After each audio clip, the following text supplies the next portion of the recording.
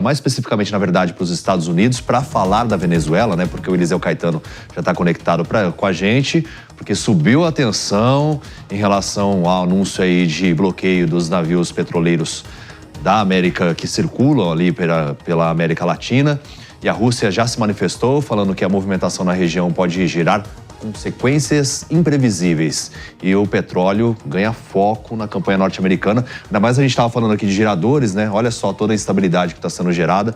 Mas vamos então com o Eliseu Caetano. Cadê o Eliseu? Olha aí, apareceu já aí pra gente. Tudo bem, Eliseu? Muito bom dia. Traz então sobre essa escalada na tensão, meu amigo. Salve, salve, David Tarso. Muito bom dia para você, para os nossos colegas debatedores aí no estúdio e para todo mundo que acompanha o Show da Manhã aqui na programação da Jovem Pan. Falamos ao vivo, direto dos Estados Unidos, 8 horas da manhã com 47 minutos neste momento aqui na costa leste do país.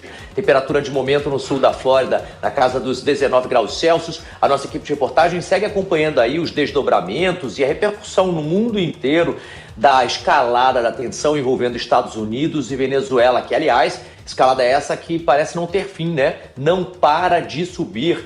Desde ontem, a Venezuela está sob um novo embargo americano. O presidente do país, Donald Trump, anunciou o bloqueio total a petroleiros da Venezuela e afirmou em um post feito numa rede social que o país está completamente cercado. A medida, David, só aumenta a pressão econômica sobre o regime de Nicolás Maduro e, como eu disse, eleva ainda mais a atenção internacional. Esse anúncio representa uma nova fase de endurecimento da política externa norte-americana em relação ao regime de Maduro. A medida vai muito além das sanções econômicas tradicionais, viu? De acordo com os analistas políticos por aqui, sinaliza aí uma estratégia de cerco econômico e de cerco logístico com um impacto direto sobre a principal fonte de renda da Venezuela, o petróleo.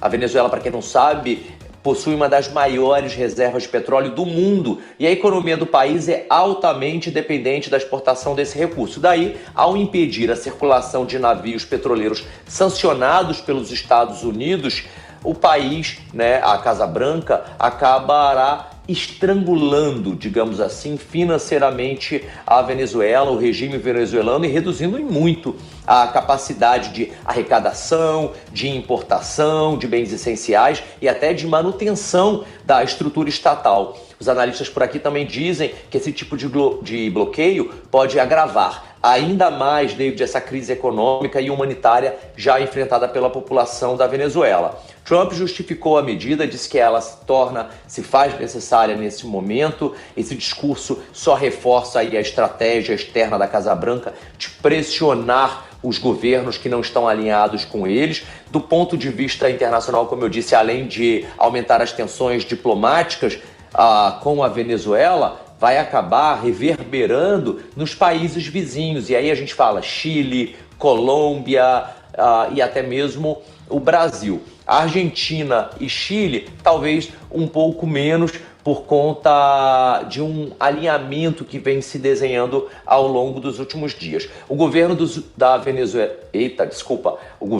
Venezuela acabou de se manifestar. Inclusive, a gente teve acesso a essa nota, viu, David? A Venezuela denuncia o que chamou de ameaça grotesca de Trump e reafirmou soberania diante desse bloqueio. Esse é a abertura, o início dessa nota, na qual Caracas qualifica a ação de Washington como uma violação do direito internacional e uma reivindicação colonialista de roubar os seus recursos naturais, e afirmou que vai anunciar ainda hoje uma queixa formal à ONU, a Organização das Nações Unidas. Eu separei aqui alguns trechos dessa nota da Venezuela, porque é uma nota bem grande, com 2 páginas. Eles dizem o seguinte: o presidente dos Estados Unidos busca impor de maneira absolutamente irracional um suposto bloqueio naval militar à Venezuela com o objetivo de roubar as riquezas que pertencem à nossa pátria. A Venezuela, em pleno exercício do direito internacional, que nos protege da nossa Constituição e das leis da República, reafirma nessa nota a sua soberania sobre todas as suas riquezas naturais, bem como o direito à liberdade de navegação e ao livre comércio no Mar do Caribe e nos oceanos do mundo. Consequentemente, procederá em estrita observância à Carta da ONU para exercer plenamente a sua liberdade, jurisdição e soberania acima dessas ameaças belicistas. Imediatamente, hoje, o nosso embaixador na ONU procederá à denúncia desta grave violação do direito internacional contra a Venezuela. A nota, David, termina com o país conclamando o povo dos Estados Unidos e do mundo a rejeitarem por todos os meios esta ameaça, chamada por eles de extravagante, e que mais uma vez revela as verdadeiras intenções de Donald Trump. E aí eles vão além, de roubar as riquezas do país que deu origem ao Exército Unido Libertador da América do Sul e que viu nascer nosso libertador Simón Bolívar.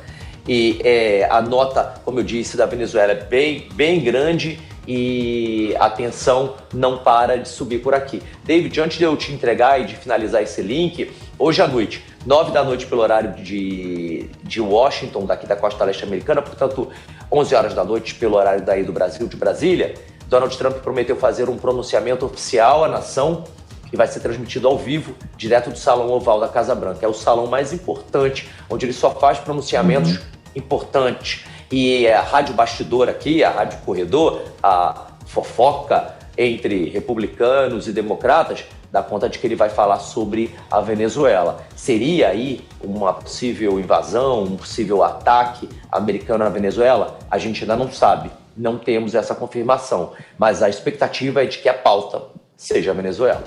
Com toda certeza, Eliseu Caetano. Muito obrigado pelas suas informações ao vivo, direto dos Estados Unidos.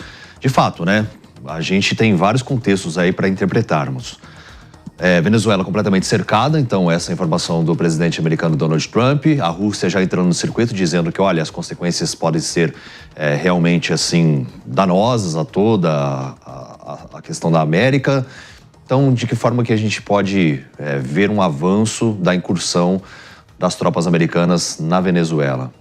Bom, essa escalada dos Estados Unidos da Venezuela não é novidade, vem acontecendo de forma progressiva nas últimas semanas, nos últimos meses, mas eu quero dar um zoom out aqui para falar um pouco mais sobre a situação como um todo.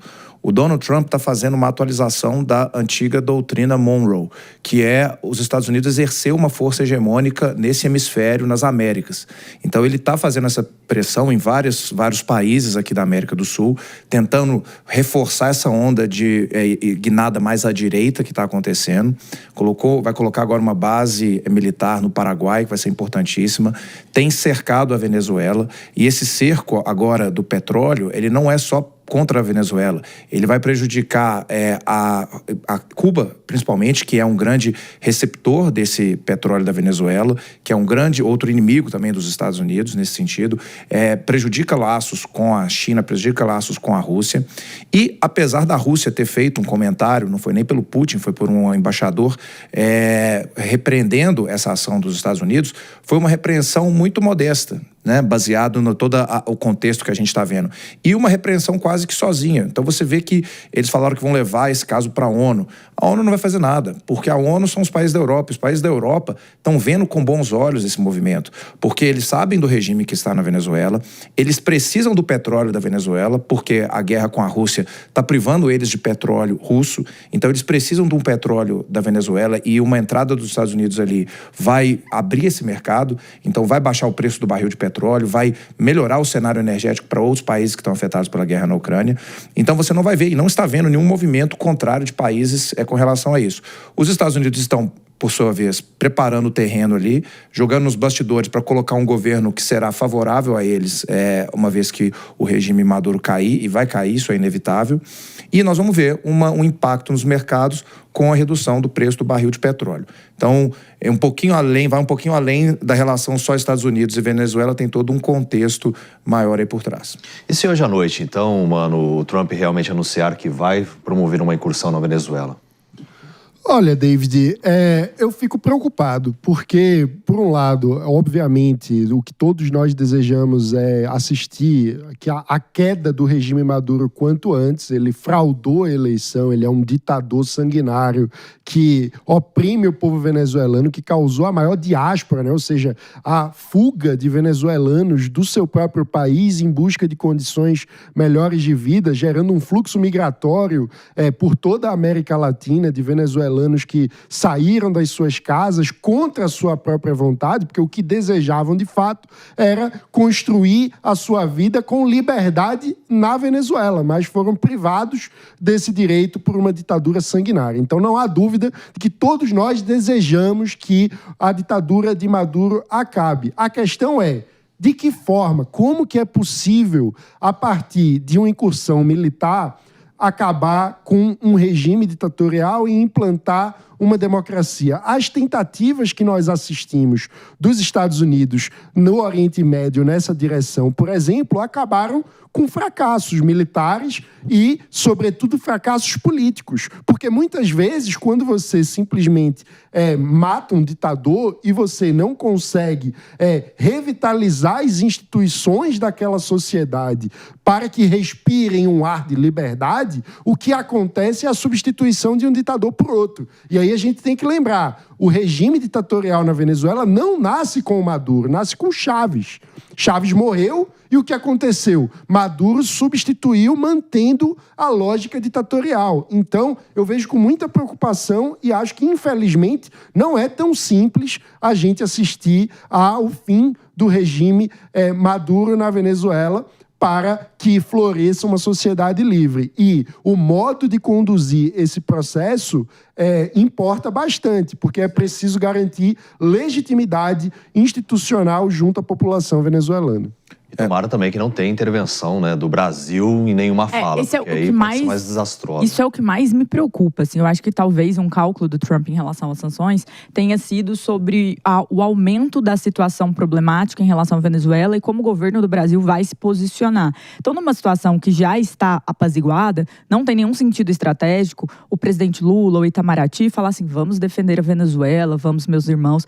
Seria absolutamente horrível para o nosso país que isso acontecesse. E existe também um contexto dos Estados Unidos. Ontem saiu uma matéria na Vanity Fair, que é uma revista dos Estados Unidos, que foi bem catastrófica em relação a críticas e exposições de membros, desde o Elon Musk, a chefe de comunicação da Casa Branca, ao próprio Trump, ao J.D. Vance. Então, essa matéria ela está repercutindo muito dentro dos Estados Unidos, embora talvez não na mesma proporção do mundo. Esse comunicado do Trump, ele tira o foco dessa matéria. Talvez isso também seja um incentivo para, nesse momento, deslocar a atenção. Agora, o que é fato? O fato é que a Venezuela é uma ditadura, o fato é que Maduro está envolvido com organizações narcoterroristas e a classificação dos Estados Unidos em relação a Maduro como um criminoso, ela está amplamente correta. Ela está moralmente correta, porque hoje um povo está sequestrado por esse ditador. Então, a gente também precisa se atentar para isso. Agora, se o conflito vai escalar, a realidade é que apenas as sanções não resolveram nenhuma situação. Pensem em todas as vítimas, em todas as famílias, em todos os grupos que estão sequestrados. Os Estados Unidos não estão fazendo isso em bondade. Há interesses, com certeza, econômicos também. Mas a grande questão por trás disso é: será que o povo da Venezuela, eles não estão ignorados por todo o sistema e finalmente estão tendo uma atenção global em relação a isso? Eu acho que isso é muito importante.